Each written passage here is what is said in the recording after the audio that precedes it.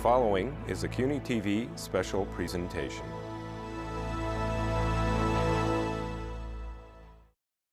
Carmen Fariña, here's a news story, is Chancellor of New York City Department of Education.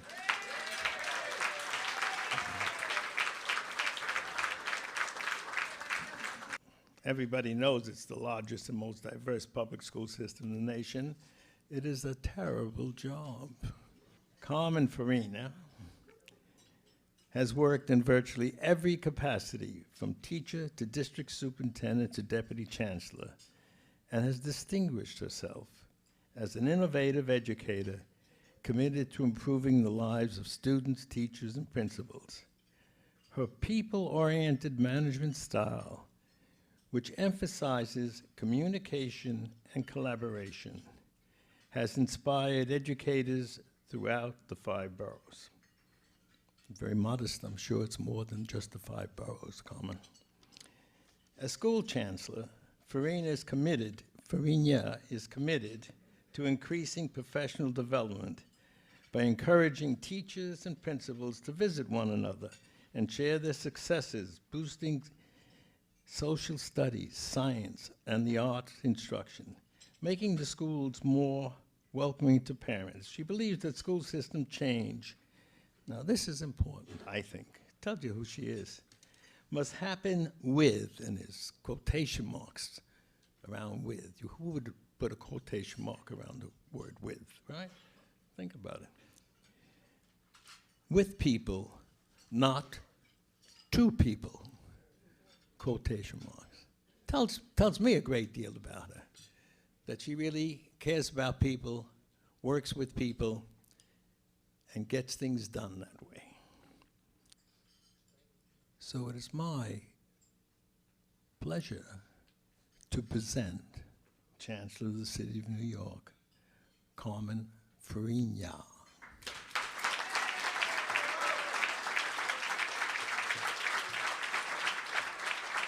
I think what you really need to know about me, and now that he told you one piece of my life story, who I am as a chancellor is very much defined by who I was and what I learned in all my life. So I'm going to kind of reintroduce myself to you in terms of all the experience, well, not all, because then we'd be here several days, but several of experiences in my life have been really monumental, and all of which have led to a value that I am trying to do as a chancellor. First of all, I did start school as a non-English speaking student, and that certainly has made a difference in terms of how I look at bilingual dual language education. I certainly learned that in my home, speaking 2 languages was a plus. It's not a deficit, because you can think in 2 languages, but I also think you live biculturally. And from the age of 11, I have gone every single summer to spend time in Spain, and I kind of see how the rest of the world lives and thinks. And I think when you come back to New York and you're not living in a monolithic society all the time, it really gives you a global feeling that I think helps you in every aspect of your life. One of the things my father did early on is make sure that he got us a print of Picasso's painting Guernica. And we had to actually examine Guernica at the dining room table and look at it and try to figure out the story. Now, if you're 8 years old and you look at Guernica, it's a scary, scary picture. But he wanted us to know from a very early age what our history and our heritage was all about. And he wanted us to be able to interpret art. And I'm going back a very long time, guys. I'm going back to the 50s, where it wasn't so easy to get prints and look at them and look at them carefully. But he made took a lot of care to ensure that art was part of our lives. So when I talk about the arts, I talk about it passionately because it was always part of my life from a very early age. But also that paintings can teach social studies and social justice in ways that maybe other things can't. So I remember when my family had to come here to MoMA to see Guernica because it wasn't allowed to be in Spain, because at the time Picasso wouldn't allow it to be there as long as Franco was in charge. And then I remember going to the Prado to see it myself in a different setting. So it's another reason that I think art means a lot to me. In high school, I went to a school, I was discussing today, St. Michael's Academy in Manhattan, which has now closed and been turned into a public school, which is an interesting kind of turn of events. I had some wonderful teachers, but I reached junior year in high school finding out that I did not have enough credits to apply to college. And not that I expected to ever go, because in my family, money was not available, and I really had wanted to be a teacher from whenever I remembered. And one teacher had asked me, what are your aspirations? And I had said, well, I want to become a teacher. She says, well, do you realize that you're not in the right course? I'm probably the only chancellor who knows STEM. I can do Pittman very well. Typing, 60, 70 words a minute, because you were tracked in those days by your last name to some degree, and also to some degree also by your sex, although I did go to an all-girls school and there was an expectation you didn't do certain things. But if this teacher hadn't taken an interest in me and allowed me to take 3 math courses in 1 year, and also the kind of course I need to go to college, and made sure that I applied, and I got a 4-year scholarship to NYU as a result of that. Teachers matter. Teachers really, really matter. And teachers who take an interest in kids matter a lot. So I believe in teaching. As a teacher, I did not like the curriculum. I'm sure many of you would find that very surprising. So I wrote my own, and I went to my principal, and I said, look, I really would like not to use basal readers. I would like to use historical fiction. I'd like to do more writing. I'd like to have kids do points of view. And he said, a very intelligent man, someone I adored, said to me, well, I'll give you just one thing. Make sure you pass the test. And I think that's great, because I do think it's part of what we had to do. But the program I developed, something called Making Connections, which I took throughout the city and was actually replicated in 32 out of 32 districts, became a benchmark for the teaching of social studies tied into literacy, tied into the arts. And it's something that I believe in. So we are now going to have to put in place the social studies standards, which I believe in. I think it's going to be a piece of cake, because I do believe we already have the basic things that we need to make that work. I think also as a principal, I inherited a school that was a good school. PS6 has never been a bad school, but it could have been great, and I wanted to make it great. And one of the things I learned early on is that there were too many silos. If you walked my building of 60, odd teachers, every classroom was doing something different. People didn't talk to each other. If we have silos in our schools where the best ideas are hidden or kept to yourself, then why are we in teaching? Teaching is about sharing best practices, giving it away, and making sure as many kids as possible get those ideas. So we made our school a school where every teacher became an expert in something. One of our teachers became an expert in helping our newer teachers acclimate themselves to the Upper East Side. Not as easy as you may think. We had another teacher who made sure she was a head of scheduling. Why should I do the scheduling if I had teachers who could do it better than I? So every teacher in the building became an expert at something, and I believe to my being that we need to do that kind of collaborative, distributive leadership if we're really going to move our city forward. I believe that parents have a very, very important role to play. The first year they almost killed me because everybody wanted to tell me what to do, and I listened, but I found out that the more information I gave them, the easier my job became. And as a result, by my second or third year, I had 21 parent meetings a year to share everything, including curriculum and why there wasn't, toilet paper in the bathrooms and all the very important issues that make a school run.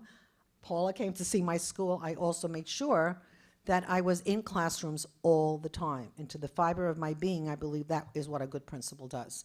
And did demonstration lessons, because I had a lot of teachers who said, we can't do this. I said, if I can do it, you can do it. So going into classrooms on a regular basis, doing demo lessons, and part of what I'm hoping to do as a chancellor is part of that.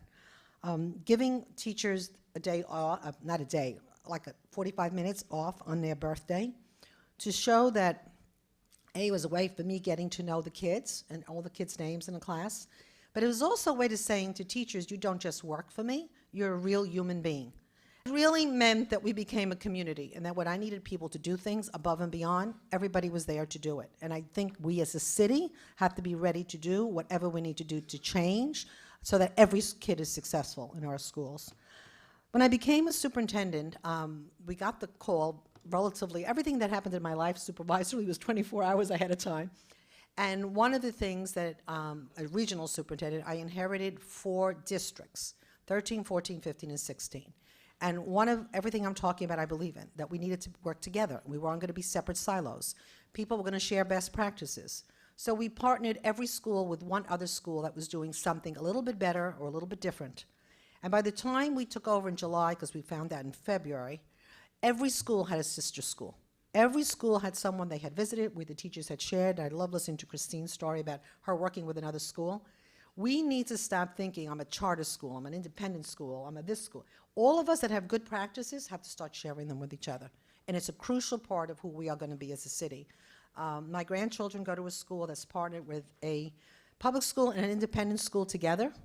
And there are unbelievable things that are happening, and I would love to see every independent school come forth and say, what can we do to help? Because some of their facilities are not being used during the summer, and I would love for us to be able to do that. Any of you out there who have any connections, I'm happy to talk to you. As Deputy Chancellor, one of the first grants I sought and got was for something called Communities of Practice, where we partnered schools that were doing some really great work in literacy with other schools who wanted to do it. Not mandated, voluntary, and 50 schools signed up. And we saw tremendous growths in those schools because they had someone to talk to. They had someone to go visit. Having said all that, that is who I was as an educator, and it is who I am as a chancellor. So having had all those experiences, these are the 4 pillars that I'm going to stand by as a chancellor. Pillar number 1, return dignity and respect to educators. For too long, principals and teachers have been told about what they're doing wrong. And we have to say, look, guys, we need to make your work a little easier, a little bit more reasonable, but we have to do it right. And I think sometimes people wait for these big visionary statements. What are her big ideas? My biggest idea is that everything that happens has to happen in the classroom. If we don't change what happens in the classroom, every other thing we do is useless. So it's got to start with that. I think the first decision I made as a chancellor, which really was, by the way, was my second day on the job, not the one about closing schools or opening schools, the best, no. But uncapping email inboxes for principals, I got a standing applause. I got ovations on this because it simply said, we know how hard your job is. I had principals telling me, Carmen, I spent all night trying to reduce my email so I can get more emails. I said, why? Because they're capped. I said, what do you mean they're capped? Technology is something I'm still learning. Then no, we are not allowed to do more. So I called the DIT person in-house, said, of course I can do that. I said, so just do it. And the reality is a simple thing like respecting principals to have enough knowledge about what they need to do with their email is a no-brainer to me. And those easy little things create other things that are much bigger. We did make the first chancellor's regs a requirement that anyone who's going to serve as a principal in New York City needs to have 7 years of pedagogical experience. Now, to me, that's really important. I met with about 1,000 principals, and the one thing that I think they were surprised at is I listened, and I asked them to make lists of all the things they wanted me to do, and by God, there was a long list. And then after that, what we did, we had an all-day staff development at Peter Stuyvesant, at Stuyvesant High School. And all the workshops of principals that day were done by other principals. And that's a real change because we're saying, we know what works. And we picked principals throughout the city who we thought were doing outstanding work. And we asked the principals what they wanted workshops in. And those 250 principals, we asked first and second year principals to come, are still in touch with the people they heard from because they're their colleagues. And that to me is what I want to see in the city. I want to see teacher to teacher, principal to principal, politician to politician. I've met with every politician in New York City, small groups, big groups, and I want to hear what they have to say, but I also want to make them part of the army that's going to make the changes going forth. I have started a newsletter that goes out every month to principals, and in the principal's notes, I always recommend a book, and the book that I just recommended is 2 Eggs, Please, which is about how many different people like their eggs in different ways, but ultimately the same thing. You're all going to eat 2 eggs. And we need to start having a more tolerant discussion when we have differences of opinion and how we deal with those differences of opinion. Pillar number 2, improve student achievement by aligning Common Core with everything we do. I believe in the Common Core. I believe the strategy, it's a strategy, it's not a curriculum. I think getting kids to speak before an audience, defending their point of view, comparing and contrasting, being able to make a presentation where you can show evidence, these are all very, very important things. I believe it was implemented a little bit haphazardly. I believe we didn't give teachers and principals enough support to get it done right, but we're now put together a professional development unit in DOE, which had not existed since I had been Deputy Chancellor. And that's going to be the job of that unit to help it happen. We also found out and this is something that Danny and the borough presidents told me, that many of our local politicians were hearing from parents about Common Core not necessarily being the right thing. And I said, well, do you really know what it is? And a lot of them said no. And we are going to keep educating any politician and anyone who wants to know what for example, if you want to know what CT is, we will have a workshop for you. The more of us know the educational jargon and what it means, the smarter we'll be going forth. And the DOE has always been famous for using jargon and making it a secret language. It's like a CIA department. And we don't want to be that way. We want to use initials, but we want you to know what they mean so that you can help make it better. My commitment to the arts is not just because I think it beautifies schools. It's because in New York City, for many of our kids, arts are going to be a career. It's going to be a way for them to move into the future. So I think that's really, really important.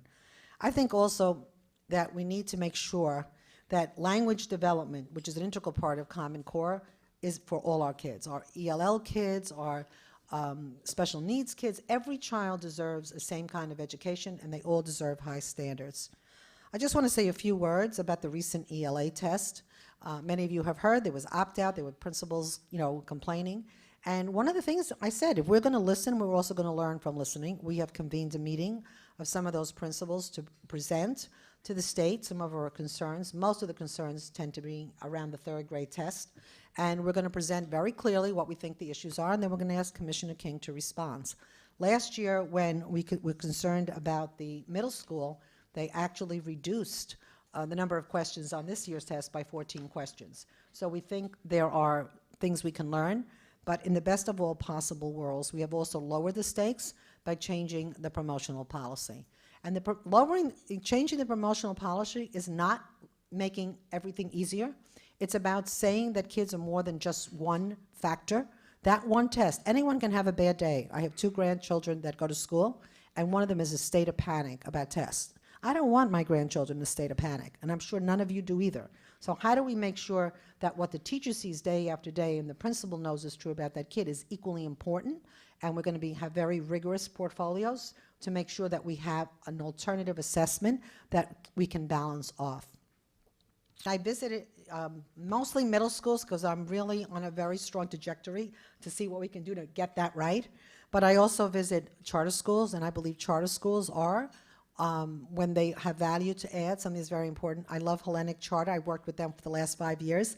I think having dual language schools where the kids, I'm sorry they don't go to Greece anymore for graduation, Christina, but these are kids speaking Greek and learning Greek culture and Greek songs, and I think those are the things we want to see. I also went to Broome Street Academy, which specializes in kids that are homeless, and I have to tell you, some of the things that are being done in that school are phenomenal, and I just sent some other schools to visit.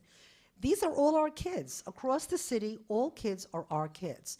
But we've got to also be very honest about where there's a sharing and where sometimes we need to say, oh, whoa, maybe this is not quite what it appears. So we're hoping to do all that and balance it. We also have to look at co-locations, but in a very logical way. And I'm glad, Bert, you're going to be sitting on that committee. And so therefore, we've created a campus squad. And these are 4 people who are going to be going to every school where there is going to be co-location and look at several things. Where is the right space for the right things, and how much can you share? Number 3 pillar, engage parents in every aspect of school life. Everywhere I go, I've done about, I would say close to 3,000 parents citywide. I've gone to every borough, and about 300 to 400 parents show up for my CECs. And between my deputy chancellors and myself, we hope to be to almost every one of them by June. And what we do is we listen. We ask questions, we listen to what they have to say. And the reality is, we can be the best educators in the world, I can be the best chancellor, but ultimately, who's accountable for the kids? Their parents. Someone's going to say to them later on, how did your kid do? Or what did you need in school? So by listening to them and parents are saying many things to me. We want schools to let us in the building. We want schools to put them on the SLT committees. We want schools to listen when we're asking for special programs. We want schools to explain to us what our L kids are eligible for. These are all questions that are very reasonable for parents. We are also starting next week having all-day training for parent coordinators to kind of redefine their role a little bit so they can be much more helpful when parents go into the school. I've met with the CEC presidents, I think 3 times already. We're going to meet with CPACs. my listening tour never ends, and I think it's crucial because to us to make decisions based on an ivory tower is never going to improve the system. It's about listening and really, and also every time I go to a school, I learn something new. I went to a school where the students are doing their own parent-teacher conferences, student-led conferences. Blew my mind to the amount, and I asked well, they're middle schools, what did you think? He says, well, I couldn't lie to my mother because it was all on the computer. But boy, did I learn a lot about myself. The fourth pillar is where many of you, I hope, can help, to create new collaborative and innovative models with everyone in the city. Coming in, I talked to Jennifer Robb, who's been a great partner. Hunter's been a great partner, as CUNY and all other of you who represent universities. Every university in the city of New York has something to offer. And often we have worked with them in silos, but we have a very specific plan of how universities can work with us going forward. We want them to adopt a cluster of schools or take on a particular subject. I happen to know for a fact, because as a superintendent, Hunter and Shirley Cohen and Kate Garnett worked strongly with us to make sure that our special needs kids had some of the best programming in the city of New York. And I know every university has something special. I went to something yesterday at St. John's University with Dean Jerry Ross, does extraordinary work in making sure that the teachers who graduate from his university actually stay in the city, one of the highest rate of retentions. So we want universities to work with us and develop special programs. Universal pre-K, I think, is going to be wonderful and successful. To me, as a former non-English speaking student, knowing that I would have had an extra year of school where I could learn language and arts and all the things that are important, what could be better? We're expanding middle school after school. I would love to see every middle school child in school till 6 o'clock. Better they should hang out in schools than on street corners. But I think also the complaint we have about not enough phys ed or other programs, there's a whole day where we can add some of these things. We can add the arts after school. We can add social emotional support. We have reinstituted, which almost is an embarrassment to say we had to reinstitute our guidance department at the DOE. We instituted something last week, which I've been dreaming about for years, and that's the nicest thing about being chancellor. If I dream it, I can do it. And that's really kind of powerful. And we're starting something called Learning Leaders. We're looking for schools that are doing some cutting-edge work and are doing something differently, but they have certain characteristics in common. Charismatic principals, passionate about the work, have an arts focus, student achievement, and they are in neighborhoods where you wouldn't expect the results. And we're starting with 8 schools, and each school has 2 partners, and the partners choose to work with them. So as of this week, we have 21 schools, hoping to go to 74 in September. I think also we're creating sister schools, and I think, you know, I can congratulate you because I think you guys do this particularly well. I've been asking superintendents and network leaders to actually start visiting schools together. There was unwritten law that if the superintendent went to a school, the network leader didn't go, or vice versa. And we're saying, particularly in priority schools, schools that are struggling, why not go together and actually say, this is where you can get more help, or this is what you can do. You see you're shaking your head there. Santa, I see you over there. But why not? And again, why not share best practices? And then if you can give something away, it's going to come back to you tenfold. I would love to see, where's CPEC right there? I would love to see more CTE schools. We need to have more career and technology and engineering schools where kids are going to have jobs at the end. Several of you spoke to me today about, who's here from the plumbers union? Somebody? Well, I spoke to someone today, and my father-in-law was a plumber, and there are a lot of jobs that we're not valuing. I mean, if you think about earning money, there are a lot of jobs that you earn a lot of money in. We bought our first house because my husband worked as an apprentice for his father. But the reality is that we need to have all kinds of different points of entry for all our kids in education. And CTE schools, CPAC does a wonderful job with culinary. And I would love to see that as a school in itself, because what more important city than New York to have those kinds of trainings? And we need to say to kids, all work is valuable. Yes, going to college is very, very important, but there's all kinds of ways of getting there. And kids who know there's an end goal where they can earn money, and also, you know, having had 2 kids, I don't want them living at home forever. I want them earning a living, and that's one of the goals of education. We really want to strengthen our relationships with university and cultural institutions. I met with about 100 and some odd cultural institutions, many of which I've known over many, many years and who I am very fond of. And one of the things I asked them if they would start working with our middle school kids. So starting soon, we're going to have something called Teen Thursdays, where our museums are open on Thursdays from 4 to 6, and we'll take groups of 25 to 30 students, and they will have dedicated docents for these students, but also for many of our students, particularly in Title I areas. How can they learn American history if they never leave their neighborhood? Going into New York Historical Society, and I keep saying this, but it's true, and you see that first painting that goes in where they're toppling King George off the pedestal, that says it all. You're not going to learn that from a textbook. We are going to actually have very targeted programs for our priority schools. We've identified schools that are in need of more support, and we've actually put together a whole team. This mayor is very committed to supporting schools before we close them. We are working very hard at making sure that our students with disabilities and our English language learners have extreme extra support. And one of the things that I learned as a superintendent that was very helpful is having non-mandated speech teachers working with early childhood teachers. And we know that the only people who are really well-trained in early literacy are speech teachers. Phonics and phonemic awareness is who they are. So we put together, I'm actually putting together for funders, $1 million request for putting together speech teachers who will work extensively in schools where there are a lot of English language learners, students with, because it's like asking kids to break a code when we haven't given them the message to how to break that code. So if we do that, I know in my own district and in my school, at PS6, when I hired non-mandated speech teachers, my referral rate went down almost 50%. We need to give the kids the tools to get the skills they need. So that's a really important thing that we're very proud of. I would love to see more schools open up that are bilingual dual language. Again, we as a city are a global city. When I travel through Europe, most people speak 2 or 3 languages, at minimum. I met with someone from the Arabic community who wants to help support some of our schools. How bad can it be to have schools where kids are going to learn 2 languages equally well? So I think that's really important.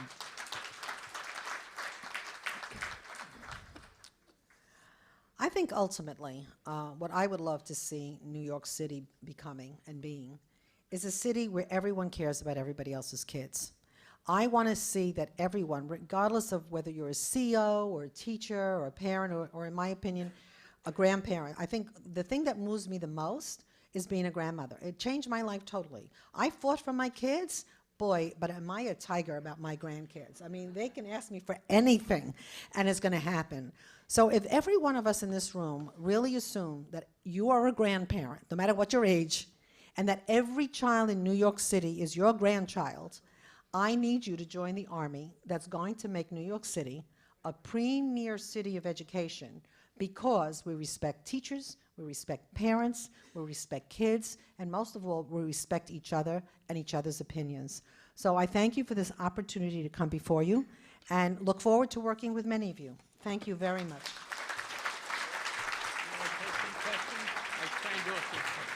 Sure.